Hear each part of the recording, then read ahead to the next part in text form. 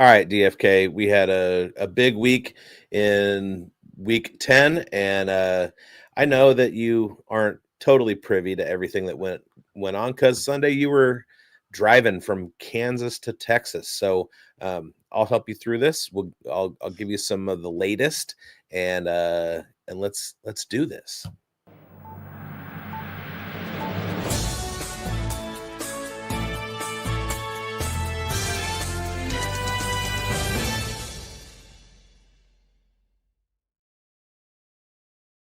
Welcome to the Dynasty Stock Market with bigz and DFK. I am bigz. He is DFK. And we're here with the latest in Week 10 NFL news, previewing Week 11. We've got stocks up, stocks down. We've got what's going on in the world of the NFL. And if you check out the thumbnail real quick, you'll see a couple of the storylines. Mainly, Trey Lance has arrived. We'll get DFK's Dallas Cowboys insider knowledge on that one. Audric Estime, at least for the time being, took over the backfield in Denver, and Marquez Valdez-Scantling had himself a career resurrection at the arm of Derek Carr as the Saints ended their skid, and so dynasty stocks are moving. And we're at week 10. We're getting into week 11.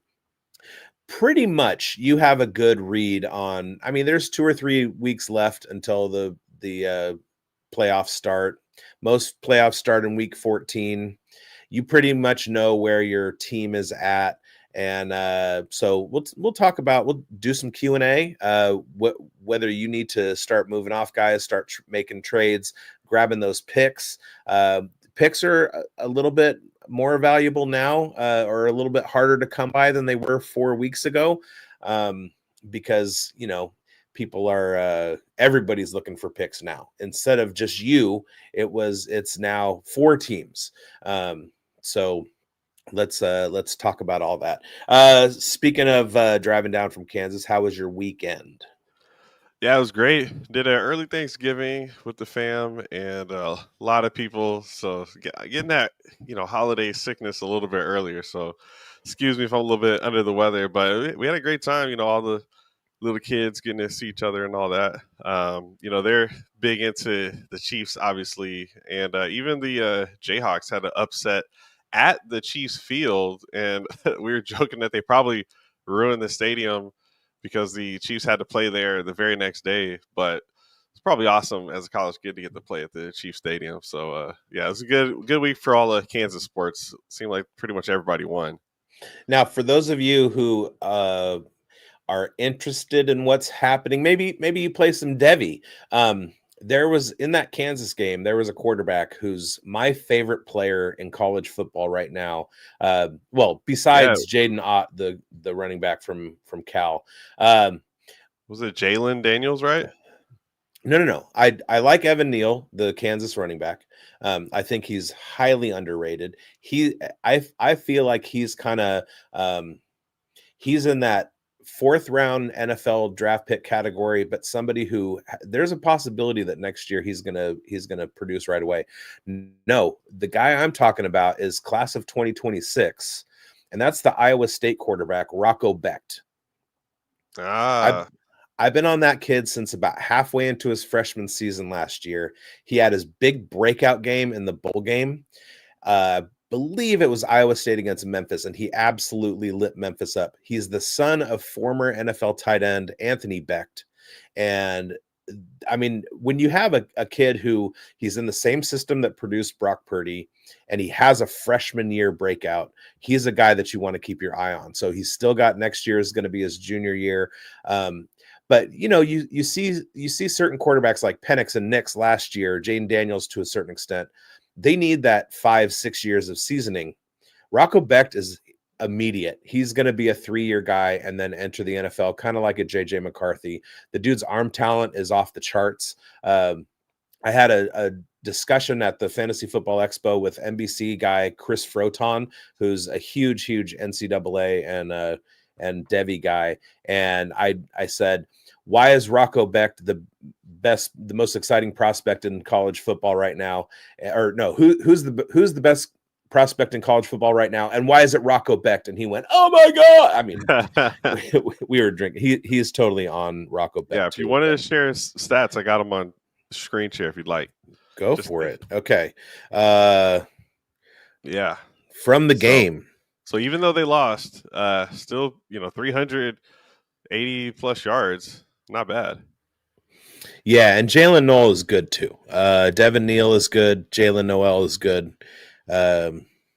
Carson Hansen, look at that, 8 carries and a touchdown, leading. So you could tell that Iowa State was just chucking it. Rocco Becht, yeah, right. I love that guy. Sweet. All right, so let's get your Marquez Valdez Scantling take. What do you? You're a contender. There is no Chris Olave. Marquez Valdez Scantling lit it up with Derek Carr. What are you paying for MVS right now? Well, I'm in a couple super deep flex leagues, mini flexes. Man, it couldn't be. I don't know, man. It had to be. It had to be the 5th range. It's just so hard, man, because we've seen it come and go. We know next week it's not going to happen. So, sorry guys, I'm not trading for him. I'm out. I stumped you. 3. All right, let's look. Go ahead. Only 3 catches. It's just like it's not going to happen again. But oh my god, yeah. I just got a trade offer. I get Rico Dowdle. He gets Blake Corum. No, thank you. Yeah, no way. Sorry, guys. Trade all Cowboys. Had some run. You gotta wait for Corum. Like as soon as Corum gets to start, then you trade. Right, but he got some run last night, and that was good to see. We need all right, more so MVS 25.9 points, wide receiver 2 finish for the week. 3 catches, 2 touchdowns. So that's not sustainable. He's actually gotten targets in almost every game that he's played. There was one that he didn't even play. He had 0% snaps. Every game that he's gotten a snap, he's gotten a target. This was by far his best game. But they have a good matchup against Cleveland. Then they have a bye on the Rams. Week 14, starting in the playoffs, they get the Giants in Washington, who are good. They're a good matchup.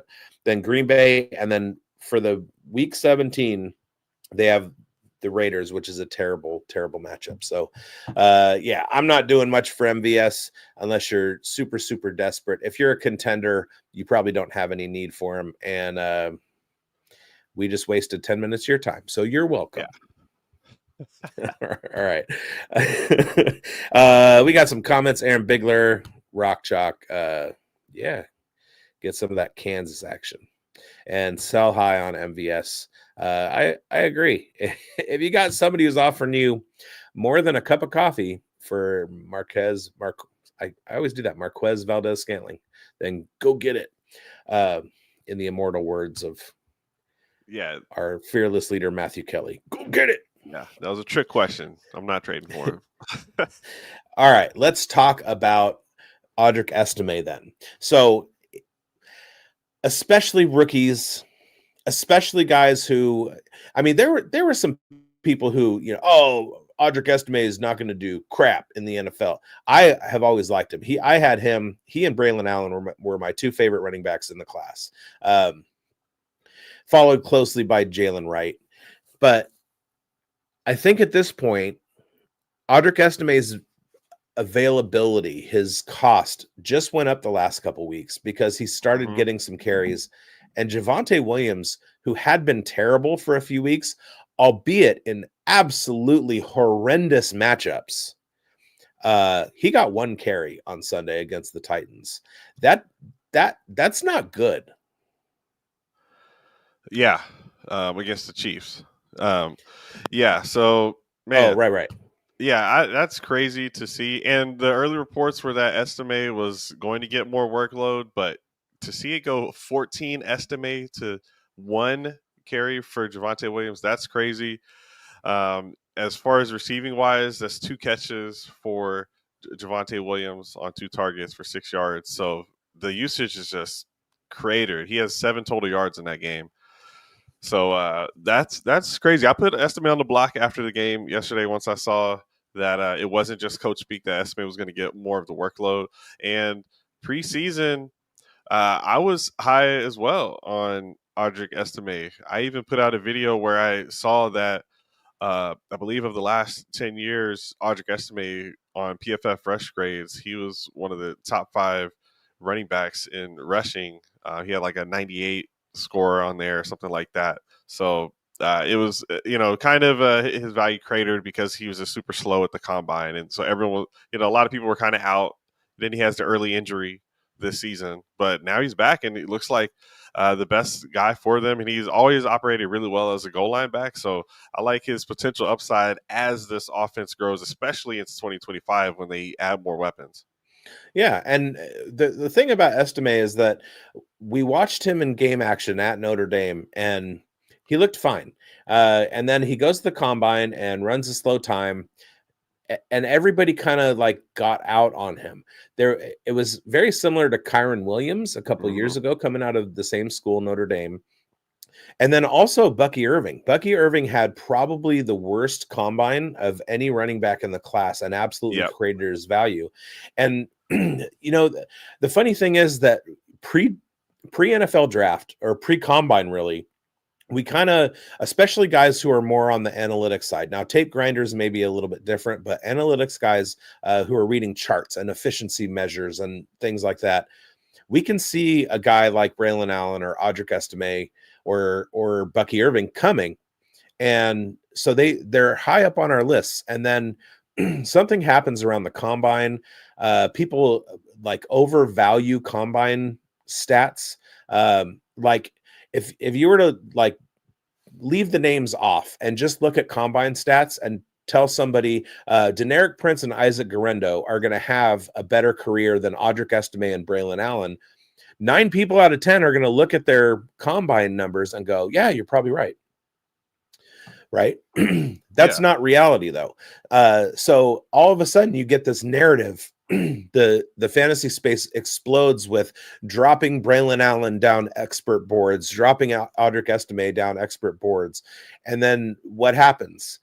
Beginning of the season, Braylon Allen gets a job out of camp and is getting some run. Audric Estime comes back from injury in a very crowded backfield. Excuse me. I think you gave me what you have. Estime comes into a very, very crowded backfield and the cream rises to the top. Bucky Irving shows some efficiency that you wouldn't expect from his numbers. And so if you have a pre-combine take, stick with it, because then you might find value in it, especially if the narrative shifts to everybody dropping them down their boards. If you're in Dynasty with like some guys who think they know what they're doing and they all start posting articles like, oh yeah, Audric Estime, probably 7th in the class, whatever, then go make those trades, especially in April. Yeah, man. And I just shared that PFF stat with you if you want to share that with the folks. But somehow Javonte is actually right ahead of Audric Estime and PFF run grade from college in the past 10 years, which is kind of crazy that he's taken over. But I did have this question preseason: will Blake Corum or Audric Estime be as good as the other 3? And I think we might have the answer that he has at least surpassed Javonte Williams. Yeah, and Corum started getting some play last night. It's going to take a Kyron injury this year if he wants to get into it this year. But but hold on to those Corum and Estime shares, and in fact, especially in Dynasty, go try and get them. All right, we got a trade question. Will you trade Darnold and Garrett Wilson?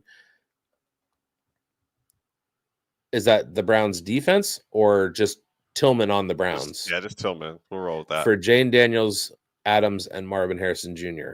All right. If you're a contender, no. I feel like this season, Garrett Wilson and Tillman and Darnold are going to help you a little bit more.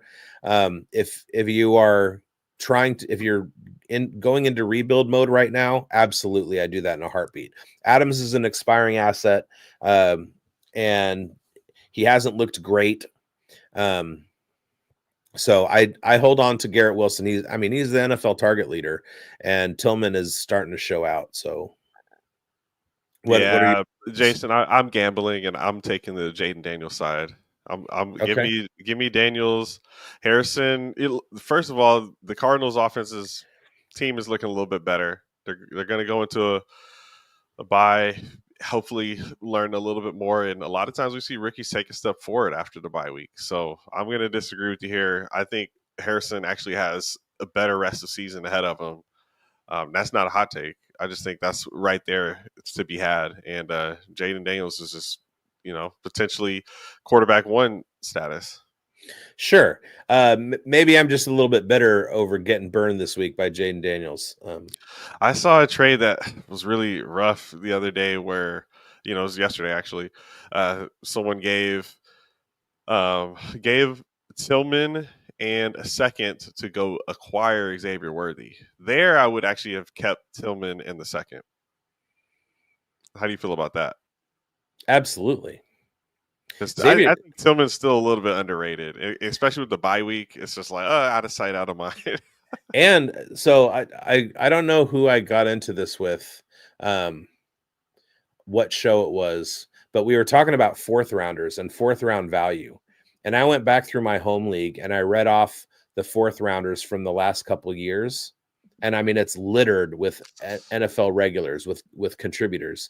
And so even like as deep as fourth round, people tend to scoff at fourth rounders. I stack them up because I know I'm finding huge values in the fourth round. So a second rounder, that's even better. Yeah. All right. And maybe can get them for a decent place in the draft, though. I'm okay with people undervaluing. Yes, absolutely. I want everybody that I like to be undervalued. And a lot of times that happens because if there's anything I can be counted on for, it's data-driven, unhinged bullshit. And so I tend to stick to my takes, and I'm either really wrong or really right. Can you help me with one? I did a trade right before the show. Okay. And I'm feeling very nervous about it. And you were just talking about the fourth, and I should have gotten a fourth at least, I think, added. I gave up Justin Fields in a second round pick in 2027 for Geno Smith in a 2025 fifth round pick. Love it. I was thinking maybe I should have got a fourth instead of a fifth. I don't think so, because I'm pretty sure that if you take Geno Smith next season and package him with that 20, well, take somebody with the 25th or with the 25 fifth, and you take that guy and Geno Smith, package him, you're getting somebody better, and that you're getting a 26 seventh. You know what I mean? Or whatever 27 pick you said, you're going to get that back. Yeah, so, I gave up the 27 second rounder. Like second. I know I can get that pick eventually. What's up, Grindberg? Hey, Grindberg in the chat. What's up, man? That guy's a badass. Hey, and yeah, I'm in first place in that league. There it is. Or tied for first. Hello. So yeah. Hello, Mike. All right, let's get back to the Audric Estime. All right, let's do just like a quick speed round. I'm going to give you some trades, and you tell me which side you're on. Audric Estime, Will Levis.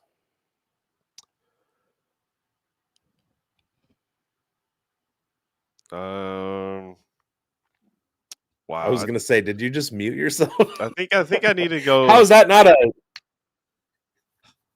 I don't know, man, because it's just sometimes you're desperate at quarterback, but I think you go estimate. Sure. It looks like he has a spot to be the running back one here. Like, basically, we're at the beginning of potential estimate RB1 season, for fantasy RB2 season, but for him on the team, RB1 season. So I'll go estimate there. I'll admit something I hate to admit, but I did drop Will Levis because it would just look horrible at the beginning. He looks okay right now. Does he? No, but he's playing right. The problem, it's just like the Daniel Jones situation. Is like he is currently the human person that is starting for that team.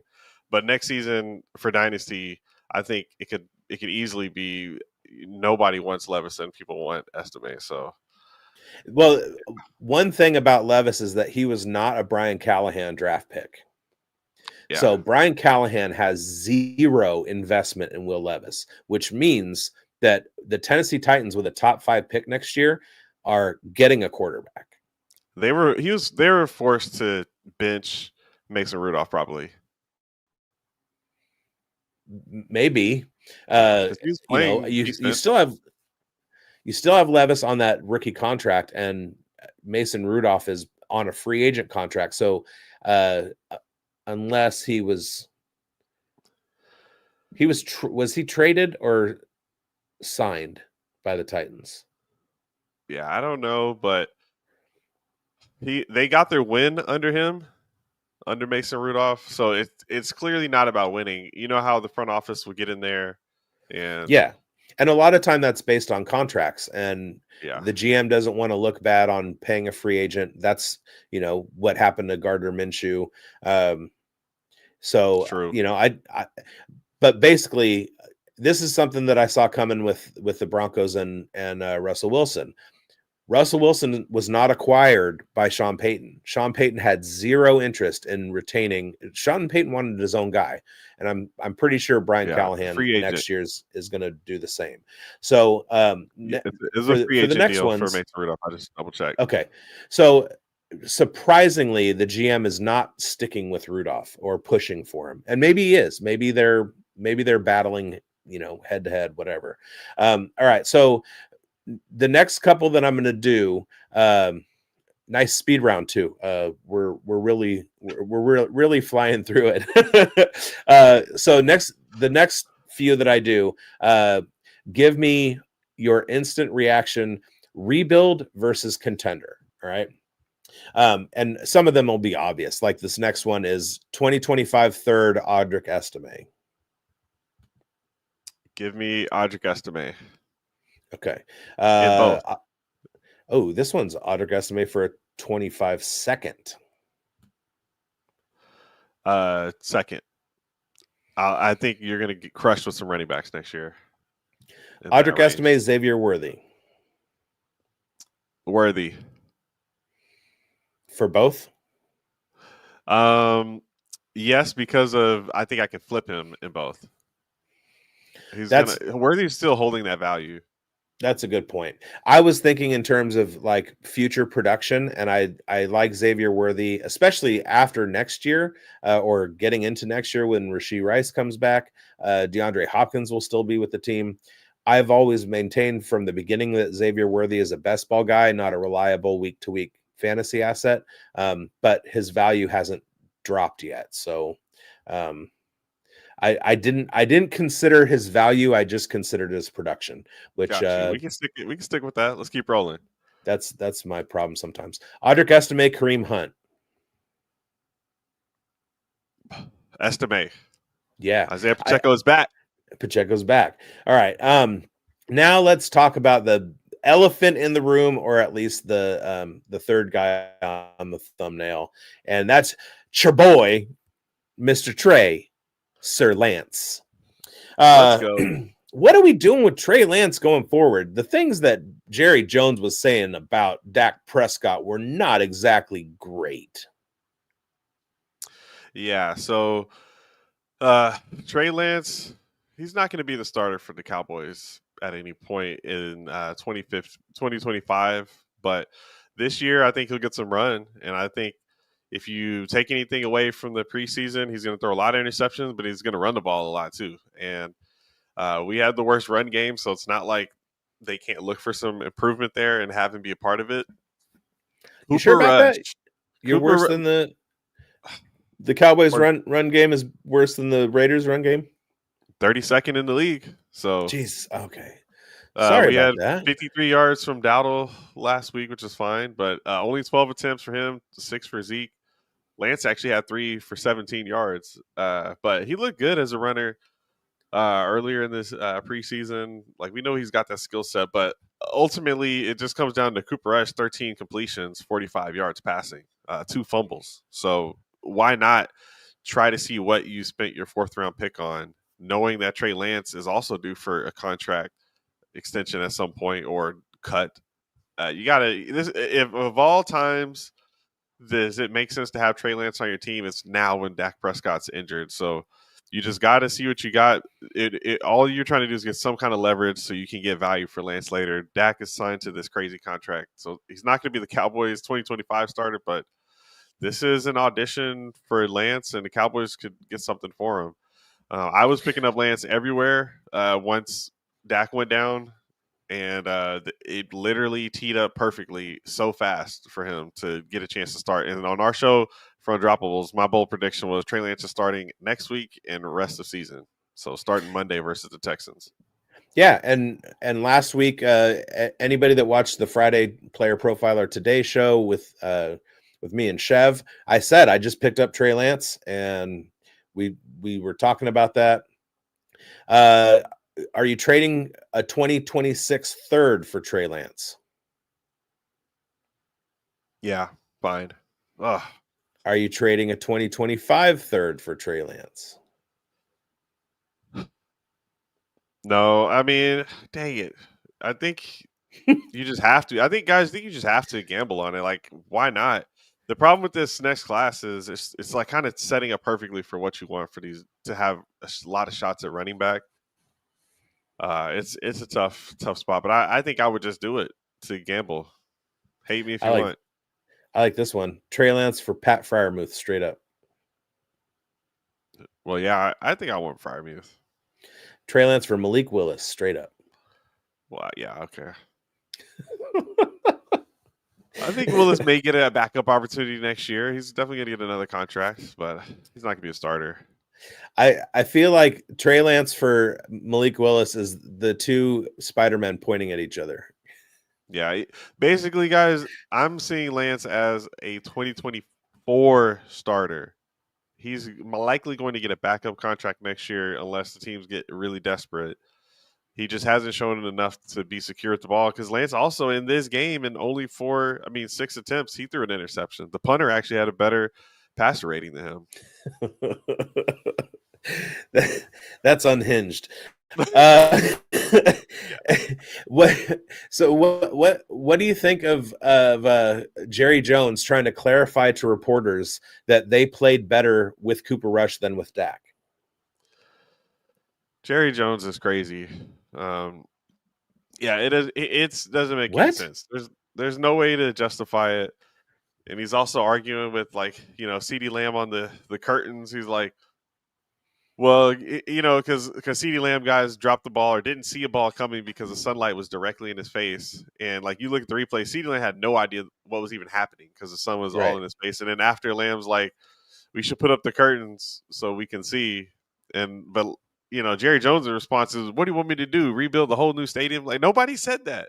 Just close the blinds that already have the ability to be closed. We got your hottest Cowboys takes on this show, you guys. But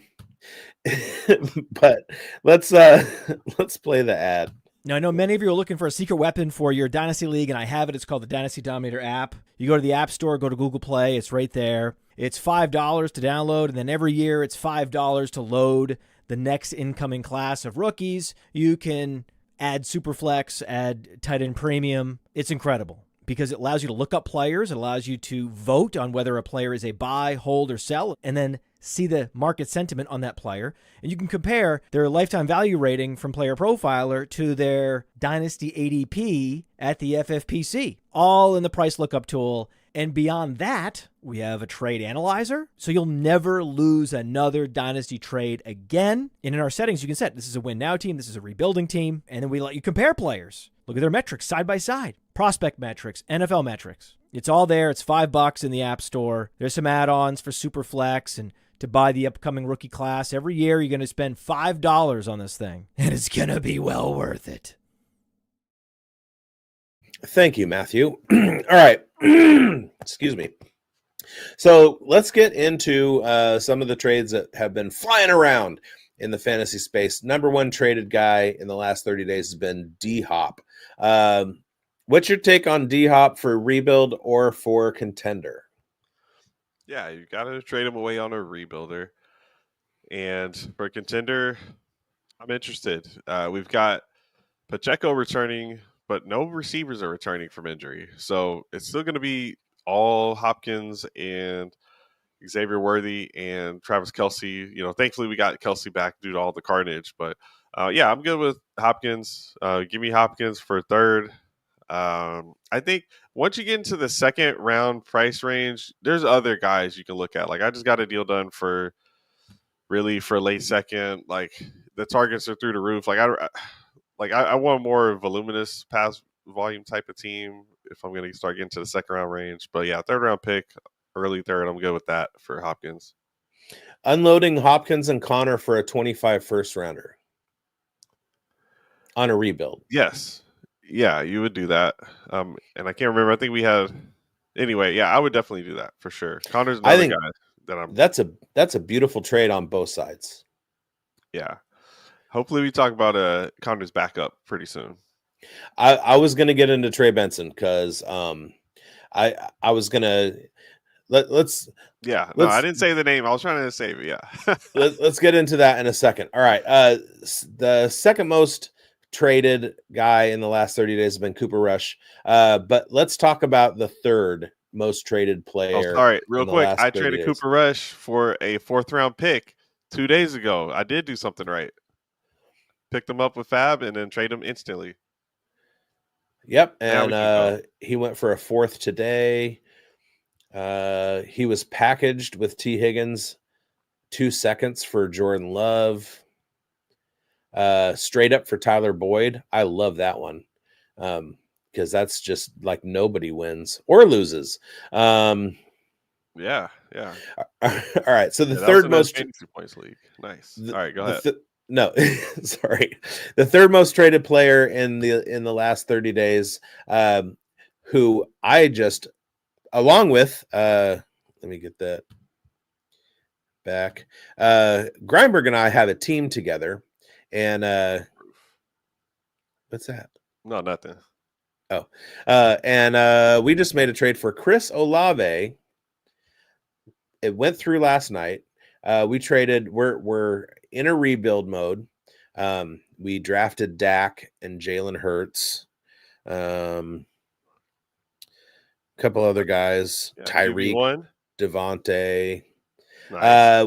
We just traded Olave for Tyreek. Oh, straight up. Good work. I love it. Like that.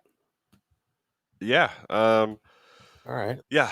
Just like with Tyreek's teammate, the concussions are serious. So, like with Tua recurring, we saw the recurring concussion meant that maybe you sit out for long stints of time. And with Olave, I think I think 3 concussions within like a 5-week span or something like that. He might be out for the rest of the season. They said he's looking at a third independent neurologist to just check his mental.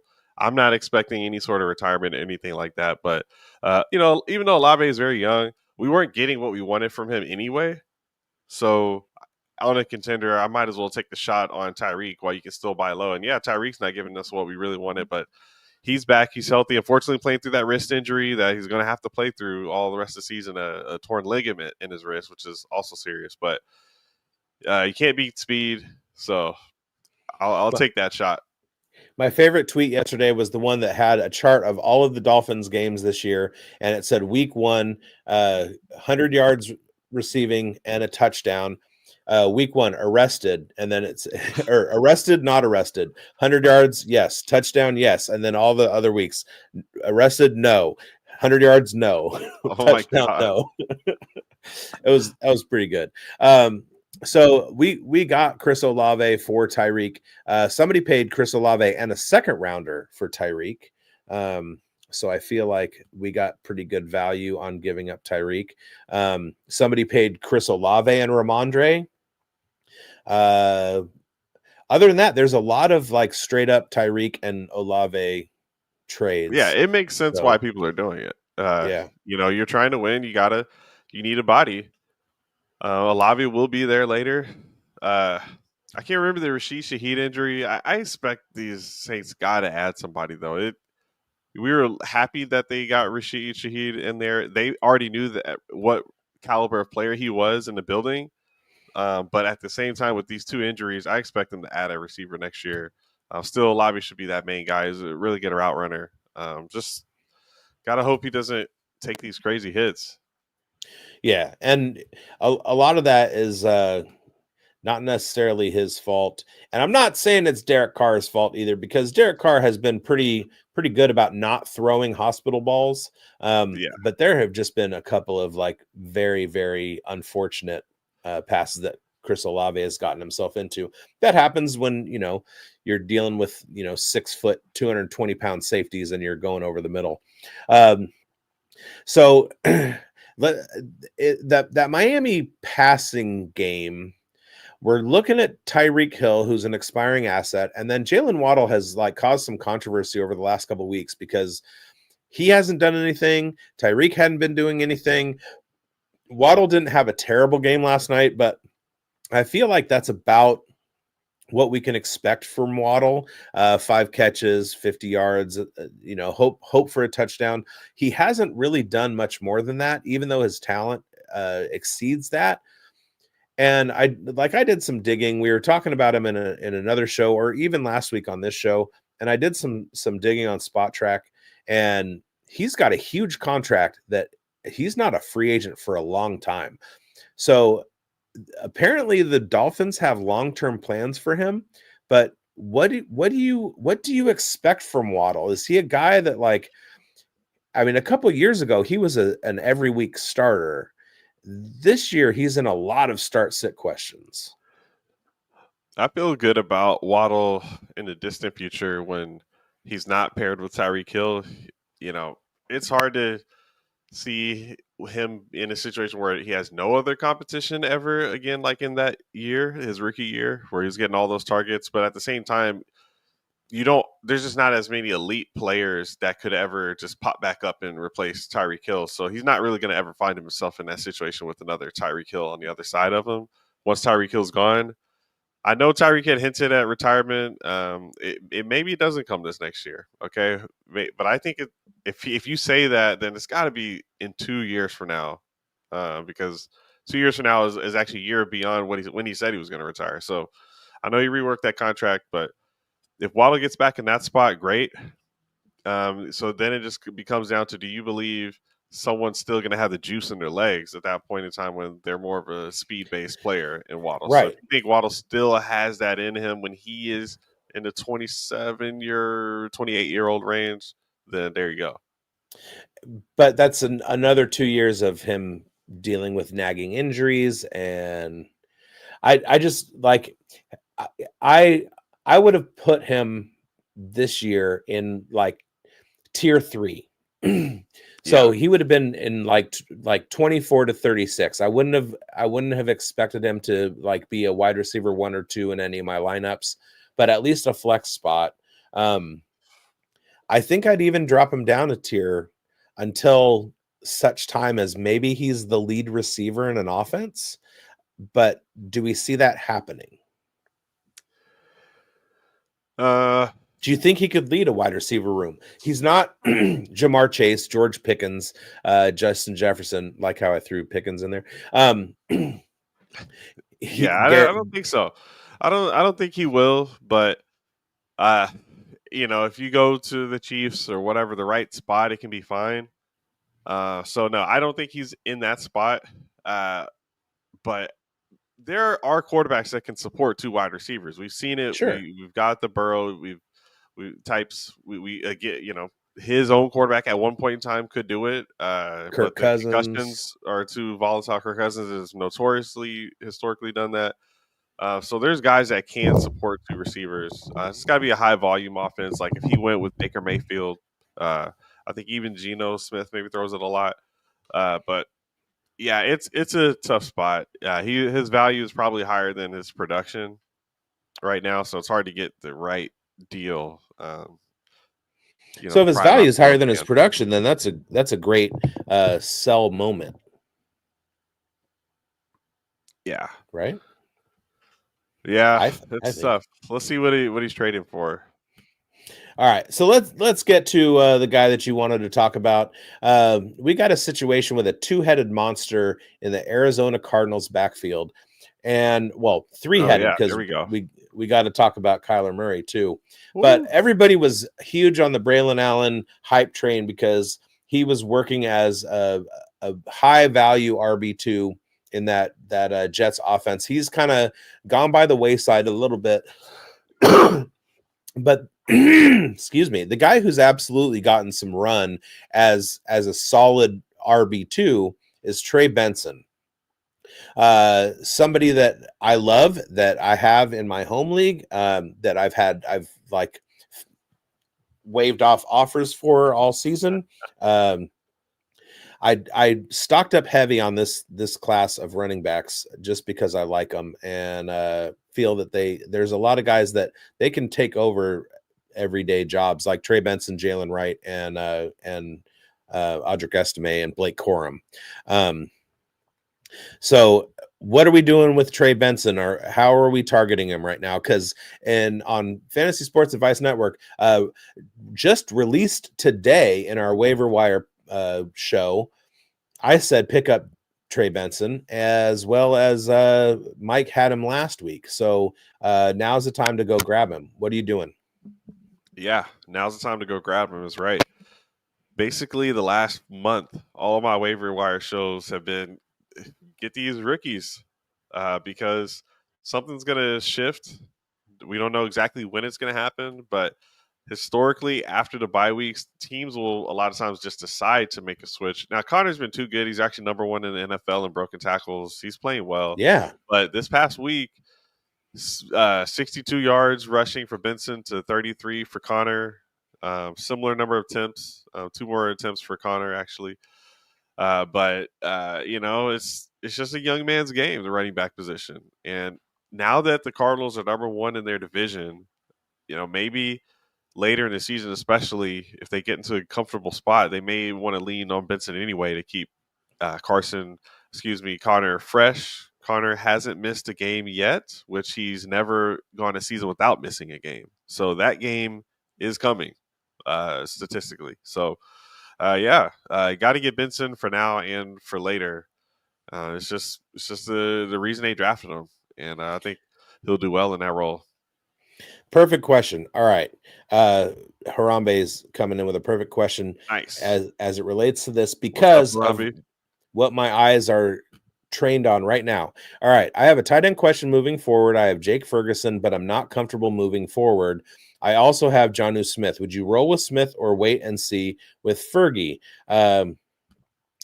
Ertz, Muth, Disley, and Schultz available on waivers. So I feel like Ertz is the only 100% viable guy out of those four. So if you wanted to do this, you'd be picking up Ertz. But I'm staring right down the barrel of this trade that went through today, and it was Trey Benson straight up for Jake Ferguson. You are the Cowboys fan. You watch Jake Ferguson more than just about anybody. I am also high on Jake Ferguson, but I feel like Trey Benson would be a perfect target. Yeah, I would make that move. Ultimately, and I was looking at a roster earlier today, and I just remembered, why does my team look the way it does? It's because I spent a lot of time in offseason focused on my roster construction, and I only have 2 tight ends on a lot of my teams. I've got a Brock Bowers on a lot of my teams, and like Evan Ingram is my backup, or a Ferguson or somebody like that, fine. But I don't generally care to add too many more of these guys. Ertz, who's available on your waiver wires, had 8 targets this past game. Yeah, he didn't bring them all in. Yeah, he's got no yards after catch ability at all whatsoever. But any given Sunday, one of those guys could outscore Ferguson, especially if Trey Lance is going to be starting, especially if Cooper Rush is going to be starting, because it's not going to be Dak. And I see the name Schultz in here, and it reminds me of when Schultz was on the Cowboys. And we thought he was going to get a contract extension, and it just didn't come. They moved on to the next. And guess what? The Cowboys spent a second-round pick on Luke Schoonmaker. They're going to give that guy some run. He had a 6-for-6 game earlier this season. So I don't think it's a guarantee that Ferguson's going to be a starter on the Dallas Cowboys and get featured as the number 2 target on his team going forward. Now, this sounds like a redraft question. Maybe it's not. But point is, I'm taking Benson all day. I don't, no matter what in this spot. I think he's not even asking about Benson. That was just you. But right. No, because yeah. he asked a question about Ferguson right as I was about to talk about Trey Benson straight up for Ferguson. Okay. Yeah. So, yeah. Anyway, Benson, you got to make that move. Ferguson definitely has some value as a tight end 1 for a while, sure, and even next season and all that. But yeah, give me Benson, because it's just the whole point of me bringing to my roster construction is I left a lot of room to stash these Blake Corums and all of these backup running backs, these Trey Bensons. This is what we wanted. You didn't want to have to pay for a bunch of top end running backs. Like, yeah, I've got my anchor guy, but this is when you want a Trey Benson to pop off. Right. And Harambe checks in with, it is redraft. So I will say, Harambe, that you say that you're 8-2 and weak spot is tight end.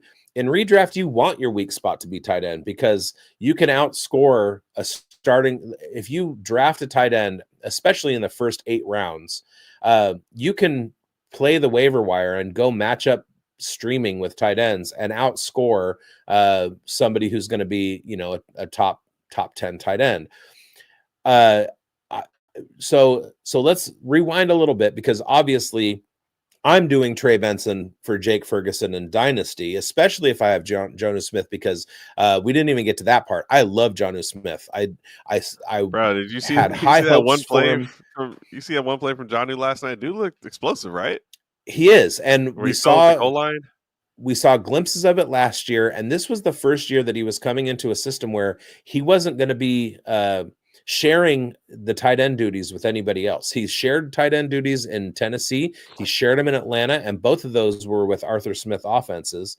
Now he's in a Mike McDaniel offense where the system that made George Kittle is in place. The Dolphins until this year hadn't traditionally been going to their tight end, but they hadn't had a tight end like Jonnu Smith, right? I love Jonnu Smith going forward. So I do that trade in Dynasty and I target Benson, but in redraft, I'm looking for more than Benson. And I think that in redraft, you can find somebody more. Yeah, absolutely. And I People are just hurting addressed that. End. I love Jonnu Smith, especially rest of the season. It took him 3 or 4 weeks to kind of get acclimated in this offense, but I think he's got it down. Tua's back and he's targeting him. So Jonnu Smith was like a preseason favorite of mine, and he's starting to pay off. Yeah, the reason I was actually thinking about all that about my roster earlier is it actually was looking at John. I was looking at some waivers. I'm like, oh, should I pick him up? Because I did like how lean Jonnu looks and athletic and all that. He's averaging 8 points a game since Tua's return, which isn't a lot. And that's why I was kind of like, yeah, I got Bowers. I don't need him. But for you, like, you'll take 8 points a game from a tight end. And there's upside for more, to be honest. But point is, we'll take those 8 points for sure. And last thing from Harambe, gonna hold and roll with Jonnu. Roll with Jonnu, but make that trade.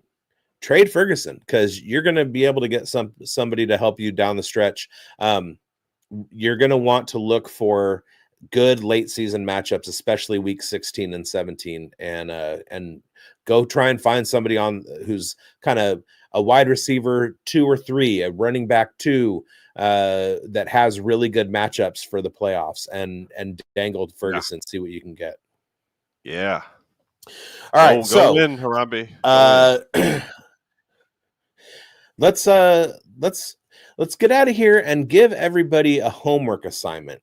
All right. So what I want to see is, if you're watching right now, I want you to take your dynasty rosters, and we are entering week 11. We are in this is when we start looking at the contenders in our leagues, if they're not us, and start targeting those draft picks. You're going to want to get like the guys who are in playoff spot 5 and 6, obviously not 1, because they're going to be incentivized to make trades because they want to move up in the playoff potentiality. Also, their draft picks are going to be better than guys who are in the 1 and 2 spots, right?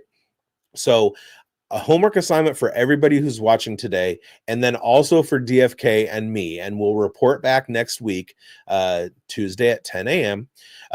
Pacific, 1 o'clock Eastern. Make a trade in your Dynasty League, whether it's a contender or a rebuild, and see what you can do. I'm going to start today, and I'm going to go through all of my Dynasty teams and start sending out trade offers. Today is my day to do that. So I will report back. You guys do the same thing. Let's see the comments light up next week and see what you guys can do. I have Bucky and Tyrone Tracy for playoff weeks. Sure, that I like that. I would want to get something to enhance that just because of Rashad White. And Tyrone Tracy should be okay. I don't think Devin Singletary is going to do anything, but I think you're going to want to look for what running back you can get for Jake Ferguson. And then do you have a YouTube channel? I have lots of them. If you're near a computer right now, go to dot period. Oh, you're gold. So now you're looking for a wide receiver. All right. dot period cards / big boned FFB, BIGBONEDED FFB. It'll give you all of the channels that I'm on. It'll give you my Twitter, all that stuff. So I'm on Player Profiler News, Undroppables, Fantasy Sports Advice Network, Fantasy Football Plus, and dot cards. Big boned FFB will have all that. And hey, if you get over to the Undroppables, you'll see Dynasty F Key there too with his Cowboys show. And there's a lot of great content. Jax Falcone, Chalk is the leader. We got a bunch of sharps over there. And Mike Greinberg make sure to follow Player Profiler News and Player Profiler main channel also. Yes. Go to on YouTube, go to Player Profiler, go to Player Profiler News. On Twitter, it's Player Profiler _NFL. And our archive of our hardworking news desk is at playerprofiler.com/news. All right, let's get out of here. We will see you next week in the morning on my side, in the afternoon on y'all's side. And we hope you win. Oh, Dynasty Rehab checking in. Yes, sir. What's up, Dynasty Rehab? Hey, appreciate everybody for checking us out. Good luck this week. Y'all got this. Let's win.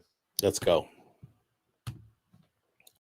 From the Podfather to you, I deeply appreciate you tuning in. And many ask, what can I do? What can I do to help support the hosts, the research they do, the production costs? Go to playerprofiler.com, Dynasty Deluxe, World Famous Draft Kit, Rankings, DFS Dominator, and of course, data analysis. Subscribe to any one of those, and you support all of us and take Player Profiler to the moon. To the moon.